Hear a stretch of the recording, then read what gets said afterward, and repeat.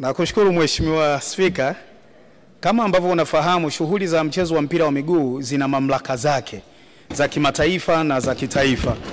Na tumekuwa tukisisitizwa mara kwa mara serikali kutoingilia moja kwa moja uendeshaji wa shughuli hizo ili kuepuka kuja pengine hata kufungiwa na FIFA katika nyakati hizi ambapo kitakwimu nchi yetu inafanya vizuri sana katika uendeshaji wa shughuli za mpira wa miguu.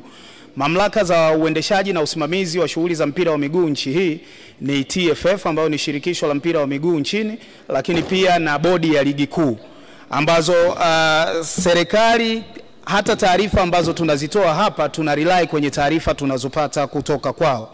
Kuhusu mchezo wanaosema tunafuatilia kwa karibu jinsi ambavyo mgogoro huu unaendelea kutatuliwa, lakini huku tukijaribu kwa kiwango kikubwa kabisa kutoingilia moja kwa moja maamuzi ya TFF na bodi ya ligi. Lakini tumekuwa tukifuatilia kwa karibu, eyes on hands off, huku tukisisitiza TFF na bodi ya ligi kufuata na kutekeleza kanuni na sheria ambazo wamejiwekea za uendeshaji wa mpira wa miguu. Kwa hivyo kifupi kabisa ni kwamba tunafuatilia jambo hili, lakini tukihakikisha kwamba hatuingilii moja kwa moja na kupelekea nchi yetu kufungiwa kwa vile mchezo wa mpira wa miguu unajiendesha wenyewe. Asante.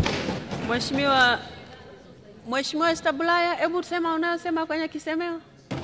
Maana naona umekuwa naibu waziri wa mchezo. Nilikuwa nasema kuhusiana taratibu na sheria ni pamoja na kupata ripoti kwa nini mchezo wa tarehe 8 haukuchezwa. Sasa wewe ndio ulikuwa unakataza ushabiki. Sasa hapo unataka ushabiki. Haya, wa Simba anayetaka kumjibu.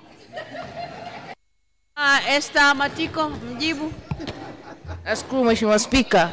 Kama alivyojibu naibu waziri, lazima tuheshimu kanuni ambazo zina guide mchezo wa mpira wa miguu tuweze kukuza vipaji. Tusiweke ushabiki. Mheshimiwa naibu waziri, asante sana kwa majibu yako kwa maswali ya Mheshimiwa Bunge.